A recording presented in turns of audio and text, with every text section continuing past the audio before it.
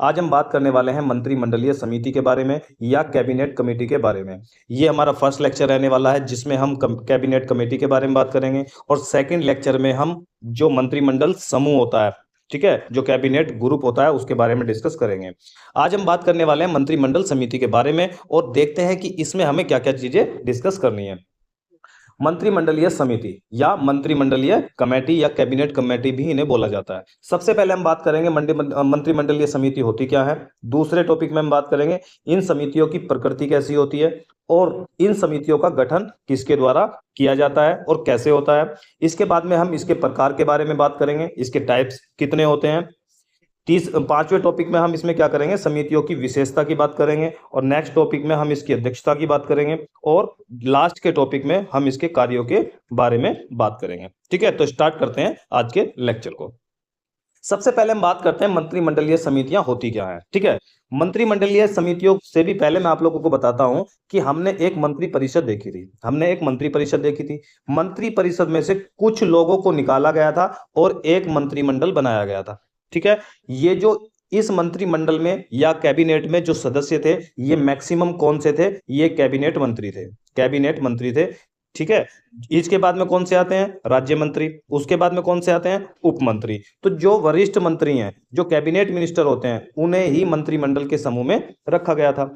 अब मैंने बताया था कि ये जो मंत्रिमंडल होता है ये हफ्ते में एक बार, ठीक है, वीक में एक बार क्या करता है, अपनी बैठक करता है और जो भी मुद्दे इंपॉर्टेंट होते हैं उन पर ये चर्चा करता है, उन पर ये फैसले लेता है और फैसले लेने के बाद में जो भी फैसले लिए जाएंगे उन पर मोहर लगवाने का या उन्हें फाइनल कराने का जो काम करता है ये मंत्रिपरिषद के द्वारा करता है।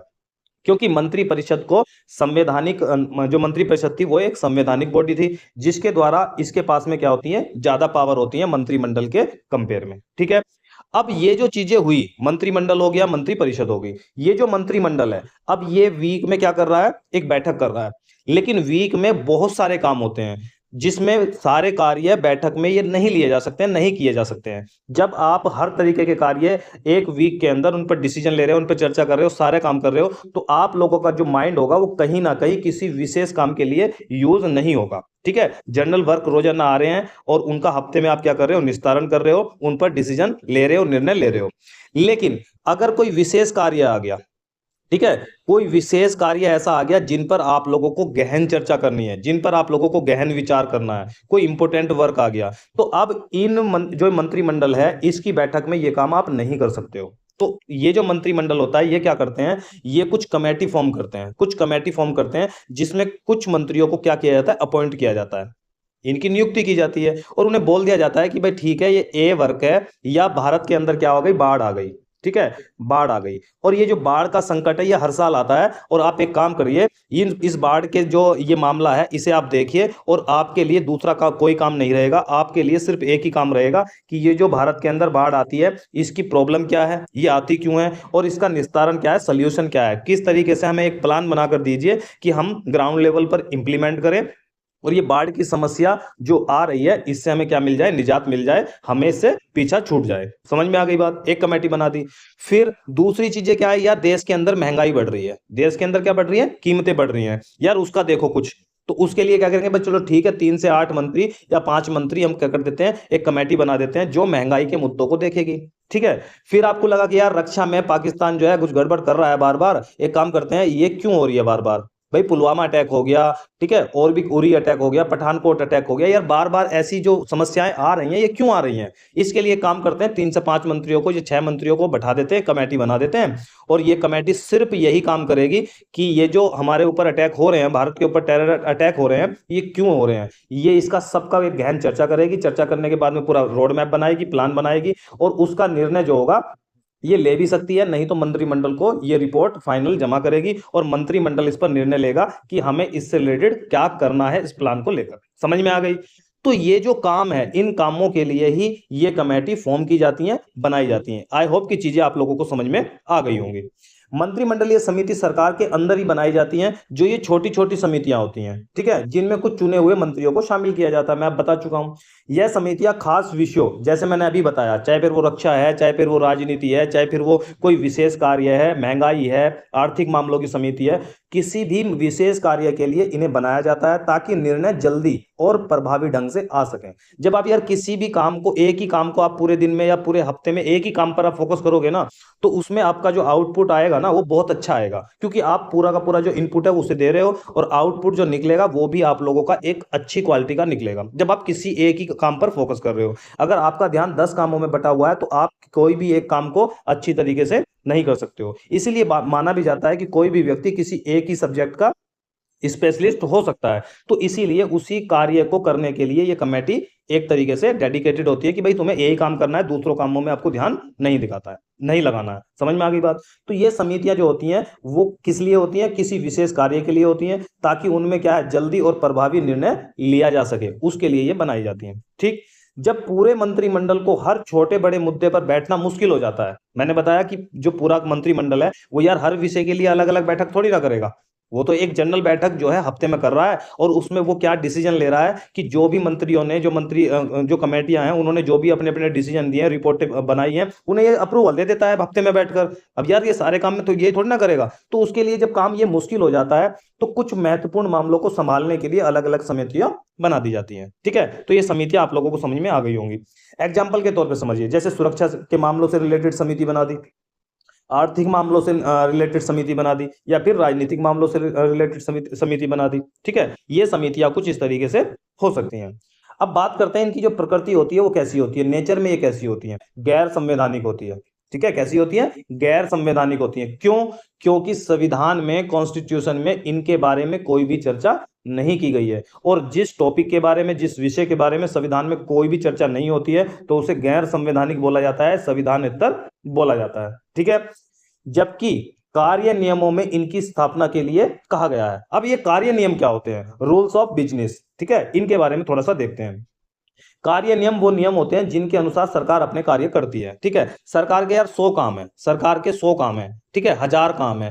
अब 1000 कामों के लिए यार कि कहीं कहीं नियमों को तो फॉलो करेंगे ना यार, किसी नियमों को तो फॉलो करोगे ना। ऐसे थोड़ा ना है कि कोई भी मंत्री इतना टैलेंटेड है जिसे सारा पता है कि नहीं जी ये काम पहले ये ड्राफ्ट यहाँ बनेगा, फिर ये यहाँ इसकी परमिशन के लिए जाएगा, इसकी साइन होंगे, फिर ये निर्णय ये लेगा, फिर इसकी समीक्षा ये करेगा, फिर इसका मतलब ये होगा। उसे थोड़ी ना इतना पता है। तो उन जो भी लोग काम कर रहे हैं, किसी भी मंत्रालय में काम कर रहे हैं, उसमें क्या है, कोई एक मंत्री अकेला थोड़ी ना बैठा होता है, उसके नीचे पूरा का पूरा स्टाफ होता है। तो वो जो स्टाफ है वो स्टाफ किस तरीके से काम करेगा, उस मंत्रालय के अंदर किन नियमों के द्वारा काम होगा, ये सारी की सारी एक नियमों की लिस्ट होती है, और उस नियम की जो लिस्ट होती है उसी के द्वारा चीजें फॉलो की जाती हैं और काम उसी के द्वारा होता है। समझ में आ गया? तो ये जो नियम है, इन नियमों के द्वारा, ये जो नियम है इनमें ही लिखा हुआ है कि जो मंत्रिमंडलीय समिति है उन्हें फॉर्म किया जाएगा या उनका गठन किया जाएगा। समझ में आ गई? अब ये जो रूल है ये बनाता कौन है? ठीक है, जैसे यहां पर भी बताया गया है कि यानी किस विभाग में क्या काम होगा, ये कौन बताता है? ये रूल ही बताते हैं। ठीक है, कौन सी फाइल, कैसे फैसले लिए जाएंगे, कौन सी फाइल किस प्रक्रिया से आगे बढ़ेगी, ये सारे इसी में हो गए। अब ये बनाएगा कौन? आर्टिकल 77 में बताया गया है कि केंद्र सरकार के लिए राष्ट्रपति रूल बनाते हैं, नियम बनाते हैं, ताकि वो अपने कार्यों को सुगम तरीके से या अच्छे तरीके से, इजी तरीके से कर सके। ये मैंने राष्ट्रपति वाले टॉपिक में और मंत्रिमंडल वाले टॉपिक में, प्रधानमंत्री वाले टॉपिक में, तीनों में मैंने पढ़ाया कि आर्टिकल 77 में जो राष्ट्रपति है वो क्या बना सकता है? नियम बना सकता है, ताकि केंद्र सरकार सुचारू रूप से अपने कार्य को कर सके। अनुच्छेद 166 के तहत राज्य सरकार के लिए राज्यपाल नियम बनाते हैं। ठीक है, केंद्र के लिए राष्ट्रपति नियम बनाते हैं और राज्य के लिए राज्यपाल नियम बनाते हैं। जो केंद्र के लिए नियम बनेंगे वो आर्टिकल 77 के तहत बनेंगे, और जो राज्य के लिए नियम बनेंगे वो आर्टिकल 166 के अनुसार बनाए जाएंगे। समझ में आ गई? जैसे एग्जाम्पल के तौर पे समझो भाई, जो ड्राफ्ट बनेगा किसी भी काम के लिए वो कहाँ बनेगा, उसके बाद में फिर किससे मंजूरी लेनी पड़ेगी, कब मामला कैबिनेट के पास जाएगा, ये जितने भी कार्य होते हैं उनके लिए नियमों की जरूरत पड़ती है, कार्यों की जरूरत पड़ती है, डायरेक्शन की जरूरत पड़ती है, और वो डायरेक्शन आप लोगों को नियमों में मिल जाते हैं। ठीक है, अब हम बात करते हैं इस समिति के गठन के बारे में। इसका गठन कौन करता है? इसका गठन प्रधानमंत्री करता है। कब करेगा? समय के अनुसार। उसे लगता है कि अब समय है किसी भी कमेटी को गठन करने के लिए, क्योंकि किसी भी सब्जेक्ट के ऊपर डिस्कस होना है। उसकी अनिवार्यता क्या है, क्या वो जरूरी है कमेटी बननी, वो कार्य कितना जरूरी है, उसकी अनिवार्यता के अनुसार इसका गठन होगा।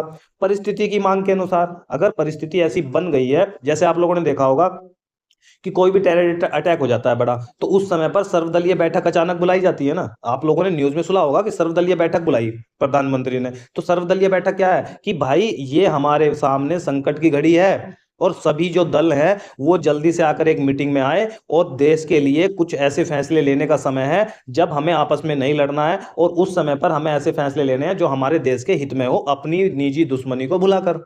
तो क्या बन गई है, ये परिस्थिति बन गई ना भाई। परिस्थिति ऐसी आन पड़ी कि सभी दल जो आप एक दूसरे को गालियां बक रहे थे चुनाव में खड़े होकर, एक दूसरे को देखना नहीं चाह रहे थे, अब वो क्या है, वो एक ही मंच पर एक ही टेबल पर आकर बैठ गए ना। क्यों बैठ गए? क्योंकि परिस्थिति ऐसी बन गई। समझ में आ गई ना बात। इनकी संख्या, संज्ञा और गठन के समय के साथ बदलती रहती है।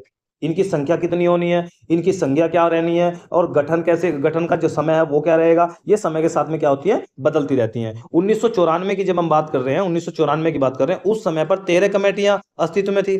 ठीक है। 2016 में 10 कमेटी रह गई। ठीक है। 2014 में कितनी रह गई? 6 कमेटी रह गई। 2024 में और अब तक 8 कमेटी हैं। तो भाई संख्या बदल रही है ना। क्यों बदल रही है? समय के साथ में, अनिवार्यता के साथ में और परिस्थिति की वजह से ये संख्या घटती बढ़ती रहती है। समझ में आ गई। इनकी सदस्यों की जब हम संख्या की बात करते हैं तो 3 से 8 सदस्य कैबिनेट मंत्री इनमें हो सकते हैं। ये कोई ऐसा नहीं है कि इनके बीच में ही रखने हैं, थोड़े बहुत ये चीजें हो सकती हैं। सामान्यतः उनके सदस्य केवल कैबिनेट मंत्री होते हैं। यहां पर केवल तो लगा दिया, यानी कि होते तो कैबिनेट मंत्री हैं, लेकिन इसके अपोजिट में दूसरा स्टेटमेंट नहीं दिया गया है। कैसे? जबकि गैर कैबिनेट मंत्री उनकी सदस्यता से प्रतिबंधित नहीं है। ठीक है। गैर जो आप लोगों के सदस्य हैं, कैबिनेट मंत्री हैं, वो रह सकते हैं, उन पे प्रतिबंधन नहीं लगाया गया है। लेकिन ज्यादातर क्या होता है, ये कैबिनेट मंत्री ही इसके सदस्य होते हैं। इन समितियों में मामले से जुड़े मंत्री ही नहीं बल्कि वरिष्ठ मंत्री भी हो सकते हैं। ऐसा नहीं है कि मामले से जुड़े मंत्री इसमें रहेंगे, कुछ वरिष्ठ मंत्री भी इसमें रखे जा सकते हैं। अब हम बात करते हैं इनके प्रकार की। जो ये मंत्रिमंडलीय समिति होती है, ये कितने प्रकार की होती हैं? तो ये 2 प्रकार की होती हैं, याद रख लेना। पहली होती है परमानेंट कमेटी या स्थायी समितियां बोला जाता है। दूसरी होती है एड हॉक कमेटी या तदर्थ समितियां भी इन्हें बोला जाता है। जो परमानेंट समितियां होती हैं ये एक लंबे समय तक वर्क करती हैं। क्यों? क्योंकि यार राजनीति का मामला है, क्या ये खत्म हो जाएगा? नहीं होगा। सुरक्षा का मामला है, क्या ये खत्म हो जाएगा? नहीं होगा। यार आर्थिक मामलों का मामला है, क्या ये खत्म हो जाएगा? नहीं होगा। ये तो चलता रहेगा भाई, पैसे का लेन देन तो चलेगा ही, आर्थिक मामला तो चलेगा ही। ठीक है। नियुक्ति का मामला है, क्या ये खत्म हो जाएगा? नहीं होगा। तो ऐसे मामले जो कभी खत्म होने वाले नहीं है, एक लंबे समय तक चलने वाले मामले हैं, उनके लिए जो समिति फॉर्म की जाती है, कमेटी का गठन किया जाता है, वो स्थायी होती है। ठीक है। अब कोरोना आ गया, कोरोना के लिए आप लोगों ने क्या है, कोई भी कमेटी का गठन कर दिया। क्या कोरोना जिंदगी भर रहेगा? नहीं रहेगा। साल, 2 साल, 3 साल, उसके बाद में क्या है, ये कमेटी हमें क्या करनी पड़ेगी? खत्म करनी पड़ेंगी, समाप्त करनी पड़ेंगी। तो ऐसी कमेटी को क्या बोलेंगे? तदर्थ समितियां, एडहॉक कमेटियां, जो किसी विशेष कार्य के लिए फॉर्म की जाती हैं, गठन किया जाता है इनका। उसके बाद में जैसे काम हो जाएगा तो क्या होगा? काम खत्म, नाम खत्म। ठीक है। तो ये हो गई स्थायी कमेटी। सबसे पहले हम स्थायी कमेटी या परमानेंट कमेटी थोड़ी सी देख लेते हैं। यह समिति स्थायी प्रकृति की होती है, ये लंबे समय तक काम करती हैं, सरकार के नियमित काम संभालती हैं। भाई जो सरकार के नियमित काम है, भाई संसदीय समिति है तो संसद के काम तो चलेंगे ना, तो उनके कामों को यो रेगुलर बेसिस पे ये संभालती है। जरूरत के अनुसार बार बार बैठक इनकी होती है। एग्जाम्पल के तौर पर देख लो, आर्थिक मामलों की समिति क्या है? स्थायी समिति है, मैंने भी बताया। सुरक्षा के काम कभी खत्म होंगे? नहीं होंगे, तो इसकी भी, ये भी क्या है, ये भी आप लोगों की परमानेंट समिति हो गई, परमानेंट कमेटी हो गई। इसके बाद बात करते हैं तदर्थ समितियां, एडहॉक कमेटी। इन समितियों का गठन कुछ विशेष कार्यों के लिए किया जाता है या किसी समस्या के लिए किया जाएगा। ठीक है। मतलब काम खत्म, नाम खत्म। जैसे ही काम खत्म हो जाएगा, इन जो कमेटी है इन्हें क्या कर दिया जाएगा? समाप्त कर दिया जाएगा। काम पूरा होते ही इन्हें समाप्त कर दिया जाता है। ये केवल विशेष उद्देश्य के लिए बनाई जाती है, ये स्थायी नहीं होती है। एग्जाम्पल के तौर पर समझो, कोई बड़ा घोटाला हो गया तो घोटाले के लिए क्या बना दी जाएगी? एक समिति बना दी जाएगी। अब वो घोटाले से रिलेटेड रिपोर्ट अपनी पेश कर देगी, मंत्रिमंडल निर्णय ले लेगा, खत्म हो गई। जैसे आप लोगों ने एक मूवी देखी होगी, जय भीम एक मूवी आई थी, तो वो क्या करता है, जो उसमें सूर्या होता है, तो सूर्या क्या करता है, उसमें वकील होता है, वो पुलिस को इस तरीके से घुमा देता है कि पुलिस जो है वो झूठी साबित हो जाती है हाई कोर्ट के अंदर। और वो जानबूझ के इसलिए करता है ताकि ये जो जांच हो रही है ये कहीं ना कहीं यहां से ट्रांसफर कराकर कहां पे ले जाई जा सके, कोर्ट के बेस पर ले जाई जा सके। तो वो कहते हैं कि पुलिस में हमारा कोई विश्वास नहीं है, पुलिस इतनी जो है जांच है उसमें इतना झूठ बोल रही है, तो हम इस पर विश्वास नहीं कर सकते हैं कि उसने जो रिपोर्ट फाइनल देगी वो सही देगी। तो वो क्या करते हैं, वो कोर्ट से दरख्वास्त करते हैं कि भाई हमें जो है एक निष्पक्ष जांच की जरूरत है, तो और हमें आईजी रैंक के एक ऑफिसर को क्या कर दिया जाए, अधिकारी को अपॉइंट कर दिया जाए, उसकी कमेटी बना दी जाए जिससे इस मामले की निष्पक्ष जांच हो सके। ठीक है। अब ये जो आईजी रैंक का ऑफिसर है, अधिकारी है, जब ये नियुक्त होगा तो जैसे ही काम खत्म होगा, ये रिपोर्ट अपनी वो जमा कर देता है, क्या फिर उसका मतलब रह जाता है कुछ? नहीं, उसने अपना काम खत्म कर दिया, उसका काम खत्म हो गया तो कमेटी खत्म हो गई। समझ में आ रही है ना बात? ठीक। तो ये किसी विशेष काम के लिए बनाई जाती है, जैसे कोई घोटाला हो गया उसके लिए बना दी गई, या कोई खास विशेष रिपोर्ट तैयार करनी है तो उसके लिए बना दी गई। इसके बाद में हम बात करते हैं इसकी अध्यक्षता की। इसकी अध्यक्षता कौन करता है? सामान्यतः इसकी जो अध्यक्षता करता है प्रधानमंत्री करते हैं। ठीक है। कभी कभी गृह मंत्री और वित्त मंत्री भी इसकी अध्यक्षता करते हैं, ऐसा नहीं है कि सिर्फ प्रधानमंत्री ही इसकी अध्यक्षता करेंगे। यदि किसी समिति में प्रधानमंत्री सदस्य होंगे तो भाई अब तो अध्यक्षता यही करेंगे। अगर किसी भी कमेटी के अंदर प्रधानमंत्री सदस्य है तो फिर औरों का तो कोई मतलब ही नहीं बैठता उसमें अध्यक्षता करने का। ठीक है। मंत्रिमंडलीय समिति की कुछ विशेषताएं मैं आप लोगों के सामने डिस्कस करता हूं। समितियां मुद्दों का हल भी तलाशती हैं और मंत्रिमंडल के विचार के लिए प्रस्ताव भी बनाती हैं। जो भी समस्या होंगी, जो भी परेशानी होगी, जो भी मुद्दे होंगे, उनके हल भी ये बताएगी कि इसका हल क्या हो सकता है। यार बाढ़ आ रही है बार बार, तो ये हल भी बताएगी ना कि इसके हल क्या हो सकते हैं, आप बाढ़ को आने से कैसे रोक सकते हैं। ठीक है। ये हल भी बताएगी और उसके विचार के लिए प्रस्ताव भी ये बनाती है। ये मामलों पर निर्णय भी लेती है। कोई भी प्रस्ताव इसे दे दिया गया, काम करने के लिए दे दिया गया, तो उस पर निर्णय भी लेगी।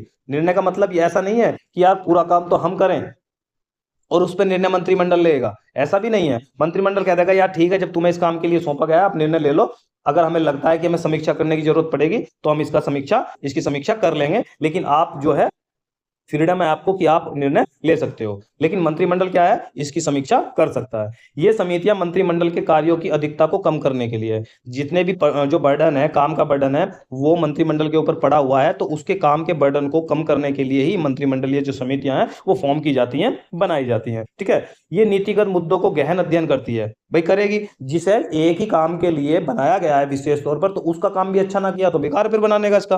तो ये क्या करती है, नीतिगत मुद्दों का गहन अध्ययन करती है तथा इस पर प्रभावी समन्वय स्थापित भी करती है। ये श्रम और प्रतिनिधि मंडल के विभाजन के सिद्धांतों पर काम करती है। अब श्रम और प्रतिनिधि मंडल का विभाजन का सिद्धांत होता क्या है, ये थोड़ा सा देख लो। श्रम का विभाजन काम बांटने के लिए, जो भी आप लोगों के पास में काम है उसे आप लोगों ने नीचे बांट दिया, इसे बोलते हैं श्रम का विभाजन। जो भी मेहनत आप लोगों को पढ़नी थी वो आप लोगों ने 10 लोगों में बांट दी, अब आपके ऊपर जो बर्डन था काम का वो कम हो गया। ठीक है। दूसरा होता है प्रतिनिधि मंडल अधिकार बांटने के लिए। ठीक है। जैसे आप लोगों के पास में कुछ अधिकार हैं, जैसे आप बोलते हैं ना कि कंपनी की एक अटॉर्नी पावर होती है, जो साइन करने की अथॉरिटी होती है कि अगर मैं नहीं रहता हूं तो मेरे बेस पर ये बंदा साइन करेगा। ठीक है। पावर ऑफ अटॉर्नी बोलते हैं उसे। तो वो क्या है, वो किसी को बांट देना, यानी कि अपनी पावर को, अपने अधिकार को किसी और के साथ में डिस्ट्रीब्यूट कर देना, किसी समय के लिए, कुछ समय के लिए, तब ताकि मैं नहीं रहूंगा तो भैया देखेगा उस काम को। तो प्रतिनिधि मंडल का यही मतलब होता है विभाजन का, कि अपने अधिकार को नीचे बांटना। जैसे इन्होंने बोल दिया कि भाई ठीक है तुम निर्णय ले सकते हो, तो इसने क्या कर दिया, अपने अधिकार उसे दे दिए ना कि तुम निर्णय ले सकते हो, भाई जरूरत पड़ेगी तो हम समीक्षा कर लेंगे, लेकिन अपनी पावर हमने तुम्हें दे दी कि आप निर्णय ले सकते हो। समझ में आ गया सिद्धांत? इसके बाद में हम बात करते हैं मंत्रिमंडलीय समिति के कार्य। महत्वपूर्ण जो समितियां हैं वो 4 महत्वपूर्ण समिति हैं, ये याद रखनी है, ये तो आपको मोस्ट इंपोर्टेंट कर लेना है। सबसे पहले होती है राजनीतिक मामलों की समिति। ठीक है। ये जो समिति होती है राजनीतिक परिस्थितियों से संबंधित सभी मामलों को देखती है। राजनीति से रिलेटेड, पॉलिटिकल से रिलेटेड जो भी मामले होंगे वो सभी यही देखेगी। आर्थिक मामलों की समिति, यह समिति आर्थिक क्षेत्र की सरकारी गतिविधियों पर निर्देशित करती है और उनमें संबंध भी स्थापित करती है। तीसरी होती है नियुक्ति समिति। नियुक्ति समिति बहुत इंपॉर्टेंट समिति है। ये तीनों तो ऐसी हैं भाई, चारों तो ऐसी हैं, इन्हें तो तुम्हें आप लोगों को रटी लेना है। यह समिति केंद्रीय सचिवालय, लोकायुक्त, उद्योगों, बैंकों और वित्तीय संस्थानों में सभी उच्च पदों पर नियुक्तियों के संबंध में निर्णय लेती है। ठीक है। लोक उद्योग क्या होते हैं, लोक उद्योग क्या होते हैं, लोक उद्योग ये होती हैं जो आप लोगों की पब्लिक सेक्टर की यूनिट होती हैं, पीएसयू। ठीक है। आप लोग जानते हो कि ओएनजीसी के डायरेक्टर कौन है, ओएनजीसी के डायरेक्टर कौन है, संबित पात्रा। आता है कुछ उन्हें? उससे रिलेटेड तो कुछ नहीं आता ना। लेकिन जब यहाँ पर ये कमेटी है जो किसकी, ये जो नियुक्ति समिति है, ये इसके अध्यक्ष कौन होते हैं? इसके अध्यक्ष जो होते हैं, प्रमुख होते हैं, वो प्रधानमंत्री होते हैं। प्रधानमंत्री होते हैं। अब प्रधानमंत्री कहेंगे ठीक है बेटा जाओ मजे लो, तुम्हें ओएनजीसी का डायरेक्टर बना दिया, मजे लो, आता जाता कुछ नहीं है तो उससे कोई फर्क नहीं पड़ता है, आप जाकर काम देखो। अमित शाह के सुपुत्र है कौन? जैसा। जैसा भले बल्ला पकड़ना नहीं आता है, बैट पकड़ना नहीं आता है, लेकिन उसके क्या बनाए हुए हैं? हेड बनाए हुए हैं ना बीसीसीआई के। ठीक है, तो जब नियुक्ति इन्हीं के हाथ में है तो ये किसी को भी बना दें जो उनका अपना होगा। उससे ये मतलब नहीं है कि वो देश के लिए अच्छा निर्णय है या देश के लिए वो खराब निर्णय है, उससे मतलब नहीं है। अपना काम होना चाहिए, अपना काम बनता और भाड़ में जाए जनता। तो राजनीतिक मामलों की समिति हो गई, आर्थिक मामलों की समिति हो गई, नियुक्ति समिति हो गई। चौथी होती है संसदीय मामलों की समिति। यह समिति संसद में सरकार की भूमिका के कार्यों को देखती है। ठीक, अब इसमें इंपॉर्टेंट क्या है? इंपॉर्टेंट तो चारों ही हैं, लेकिन याद करने लायक क्या है? राजनीति समिति, आर्थिक समिति और नीति समिति। इसके जो प्रमुख होते हैं वो प्रधानमंत्री होते हैं। ठीक है, अब आती है संसदीय मामलों की समिति। ज्यादातर जो इसके प्रमुख होते हैं, अध्यक्ष होते हैं, वो कौन होते हैं? गृह मंत्री होते हैं। ठीक है, गृह मंत्री होते हैं। लेकिन करंट समय की जब हम बात करते हैं तो इसके जो अध्यक्ष हैं वो राजनाथ सिंह हैं। राजनाथ सिंह है, और ये क्या है? रक्षा मंत्री हैं। आए दिन वो क्या है? एक स्टेटमेंट देते रहते हैं, आए दिन आप लोगों को मिल जाएगा कि संसद के अंदर राहुल गांधी ने ऐसा स्टेटमेंट प्रधानमंत्री के लिए जादूगर बोल दिया, ऐसा कुछ अभी चल रहा था हाल फिलहाल में। तो उन्हें भाषा पर संयम रखना चाहिए। तो राजनाथ सिंह क्यों बोले? क्योंकि वो संसदीय मामलों की समिति के अध्यक्ष हैं, इसलिए बोले। समझ में आ रही है ना बात? तो इसलिए नियुक्ति समिति के अध्यक्ष ज्यादातर गृह मंत्री होते हैं, लेकिन फिलहाल कौन है? रक्षा मंत्री है राजनाथ सिंह। समझ में आ गई बात? इनमें सबसे शक्तिशाली समिति राजनीतिक मामलों की समिति मानी जाती है। इसे सुपर कैबिनेट भी कहा जाता है। आप लोगों से क्वेश्चन पूछ सकता है वो कि सुपर कैबिनेट किसे बोला जाता है? तो आप लोगों को ऑप्शन दे देगा कि राजनीतिक मामलों की समिति, नियुक्ति समिति, आर्थिक मामलों की समिति, ठीक है, या फिर संसदीय समिति। तो कौन सी होगी? ठीक है, राजनीतिक मामलों की समिति। मंत्रिमंडलीय समितियों की सूची। 1994 में 13 मंत्रिमंडलीय समिति कार्यरत थी। 2013 में 16 समितियां अस्तित्व में थी। ठीक है, और 2013 में 10 थी और 2016 में 6 समितियां थी। जैसे ही 2014 में मोदी गवर्नमेंट चुनकर आती है तो वो 10 में से 4 समितियों को खत्म कर देती है और उसके काम दूसरी समितियों को सौंप देती है। इसलिए हमारे पास में 2016 में समिति कितनी मिलती है? 6 समितियां बचती हैं। ये कौन कौन सी होती हैं?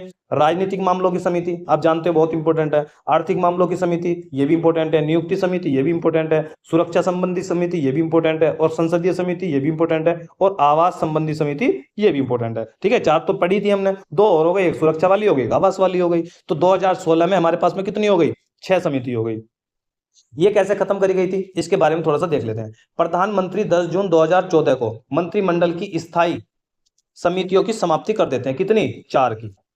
ठीक, प्रधानमंत्री कार्यालय ने एक बयान जारी किया और उस बयान में यह कहा गया कि प्राकृतिक प्रकोपों के प्रबंधन की जो समिति है, ठीक है, उसके जो काम होंगे वो कैबिनेट सचिव के अधीन गठित समिति देखेगी। तो इस समिति को क्या कर दिया गया? खत्म कर दिया गया, क्योंकि इसके जो काम है वो कैबिनेट सचिव की जो समिति है उसे दे दो, वो अपना देखती रहेगी।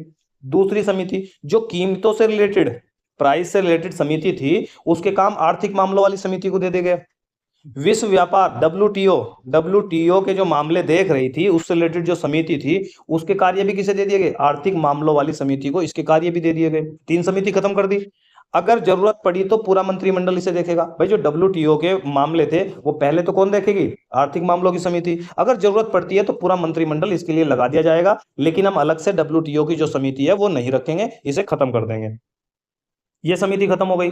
अब बात करते हैं विशिष्ट पहचान प्राधिकरण, UAIDAI, जिससे क्या है? आधार के लिए बनाई गई थी, ये जो आधार कार्ड आया था। इसके बारे में क्या कहा जाता है कि इससे रिलेटेड जितने भी महत्वपूर्ण इंपॉर्टेंट फैसले हैं, निर्णय हैं, वो लिए जा चुके हैं, इसलिए इसकी अब कोई जरूरत नहीं है। बाकी अगर कोई नियम कानून या जो भी फैसला बचता है तो उसके लिए जो निर्णय लेगी वो आर्थिक मामलों की समिति ले लेगी, इसलिए इस समिति को भी क्या कर दो? खत्म कर दो। तो प्रधानमंत्री ने 2014 के बाद में 4 समितियों का क्या कर दिया था? समाप्त कर दिया था। तो बची कितनी थी? 6 समिति, और 6 समिति की डिटेल में यहां पर आप लोगों को दे चुका हूं। ठीक है, वर्तमान में 8 जुलाई 2024 के पुनर्गठन के बाद 8 प्रमुख मंत्रिमंडलीय समिति कार्यरत हैं। फिलहाल आपसे पूछ सकता है कि अभी कितनी मंत्रिमंडलीय समिति हैं? तो 8 है। पहली मंत्रिमंडल की नियुक्ति समिति, इसे बोलते हैं ACC, अपॉइंटमेंट। ठीक है, कौन सी कमेटी? इसे क्या बोलते हैं? Cabinet committee, appointment of cabinet committee. ये पावरफुल कमेटी मानी जाती है। दो ही पावरफुल कमेटी इनमें मानी जाती हैं, एक तो ये वाली और एक ये वाली, यानी कि केंद्रीय मंत्रिमंडल की सुरक्षा संबंधी समिति और ये मंत्रिमंडल की नियुक्ति समिति। दूसरी है आवास संबंधी समिति। ये क्यों बनाई गई है? 2022 तक सभी को अपना पक्का घर देने की बात चल रही थी ना, ठीक है। तो इस काम को आगे बढ़, सबको पक्का घर तो मिला नहीं है, ठीक है। आप जानते हो कि नेताओं की बातें क्या होती हैं, वो ऐसी होती हैं, आज कुछ बोलेंगे चुनाव जीतने के लिए, कल को जब वो काम नहीं होगा तो उसे 1947 तक कर देंगे, एक्सटेंड कर देंगे कि अब हम विकसित भारत कब तक बनाएंगे, 1947 तक बनाएंगे। उस समय तक ना तो वादा करने वाले बचेंगे और ना वादा सुनने वाले बचेंगे, समझ रहे हैं। तो वादों की जो है वो बढ़ा दो, एज बढ़ा दो, तो जनता जो है उसी में लगी रहेगी। आर्थिक मामलों की मंत्रिमंडलीय समिति, ये तो चलती रहेगी भाई। संसदीय मामलों की मंत्रिमंडलीय समिति, राजनीतिक मामलों की समिति, केंद्रीय मंत्रिमंडल की सुरक्षा संबंधी जो समिति है, निवेश और विकास पर मंत्रिमंडलीय समिति, रोजगार और कौशल विकास पर। आप जानते हो कि भारत ने प्रधानमंत्री जी ने एक क्या चलाया हुआ है, एक कौशल भारत मिशन चलाया हुआ है, स्किल इंडिया डेवलपमेंट प्रोग्राम बोलते हैं, ठीक है। तो उसके अंदर क्या किया गया है, जो भी ऐसे बेरोजगार बच्चे हैं जो कम पढ़े लिखे हैं, 8th किया हुआ है या फिर 10th किया हुआ है, तो ये क्या करते हैं, उनकी पसंद के लिए, चाहे फिर वो मेडिकल का फील्ड है, एविएशन का फील्ड है, चाहे फिर प्लास्टिक का फील्ड है, चाहे फिर वो कंप्यूटर का फील्ड है, जिसमें भी वो 3 से 6 महीने की ट्रेनिंग लेकर और जल्दी से उन्हें छोटी मोटी कोई जॉब मिल जाए, ट्रेनिंग, ताकि वो स्किल्ड हो सकें, ठीक है। उसके लिए क्या है, रोजगार मिल सके, कौशल विकास पर ध्यान केंद्रित किया जा सके, तो उसके लिए एक समिति ये बनाई हुई है, ठीक है। ये जो कोर्स चलते हैं ये फ्री ऑफ कॉस्ट होते हैं। 1994 में कार्यरत मंत्रिमंडलीय समिति, ये मैंने सारी की सारी दे दी है कि 1994 में 13 जो समितियां थी वो कौन कौन सी थी, यहां पर सारी डिटेल है, इन्हें पढ़ सकते हो आप वीडियो को पॉज करके। इसके बाद में बात करते हैं 2016 में कार्यरत समिति कितनी थी, तो 10 थी, ठीक है। ये 2016 में नहीं थी, ये 2013 में थी, ठीक है। एक बार देख लेना, चेक कर लेना। आर्थिक मामलों की जो समिति है, या फिर ये सारी मैंने आप लोगों को दे दी, लेक्चर लंबा हो जाएगा, सभी को मैं डिस्कस करूंगा, तो ऑलरेडी मैंने चीजें आप लोगों के सामने डिस्कस कर ली। इन पर सिर्फ आप लोगों को नजर माननी है कि कौन कौन सी समिति है। तो ये 2016 में या 13 में देख लेना कि ये 13 कर लेना, इसे 13 में 10 समिति थी। उसके बाद में जब मोदी गवर्नमेंट आती है तो वो क्या कर देती है, चार समितियों को खत्म कर देती है, और 2016 में कितनी बच जाती है हमारी, 6 समिति बच जाती है। तो ये यहाँ पर डिटेल मैंने आप लोगों को दे दी। तो आज के लिए इतना ही। ये लेक्चर काफी आप लोगों के लिए इंपॉर्टेंट रहता है, क्योंकि जो इंपॉर्टेंट मुद्दे होते हैं, फैसले होते हैं, वो इन्हीं समितियों के द्वारा लिए जाते हैं। इसलिए आप लोगों को ध्यान से इस चीज को देखना है, नोट्स बना लेने हैं। अगर आप पीडीएफ लेना चाहते हो हमसे बनी बनाई, तो वो भी आप हमसे ले सकते हो। नीचे कमेंट बॉक्स में आप लोगों को कमेंट करना है कि पीडीएफ से रिलेटेड चीजों के लिए आप कमेंट कर सकते हो। वीडियो आप लोगों को पसंद आती है तो वीडियो को जल्दी से लाइक कर दे, दोस्तों को शेयर कर दे, क्योंकि आपके साथ में उनका भी बेनिफिट हो सके। अगर आप किसी भी गवर्नमेंट एग्जाम की तैयारी कर रहे हो तो यहाँ से क्वेश्चन छूटने के जो आप लोगों के चांस हैं वो बहुत कम रहेंगे, ठीक है। अगर आप चैनल पर नए हो तो चैनल को प्लीज सब्सक्राइब कर ले, ताकि आने वाले जितने भी लेक्चर होंगे उनके जो नोटिफिकेशन है वो आप लोगों को टाइम टू टाइम मिलते रहें। तो मिलते हैं नेक्स्ट लेक्चर के, जब तक के लिए दीजिए हमें इजाजत। जय हिंद, जय भारत।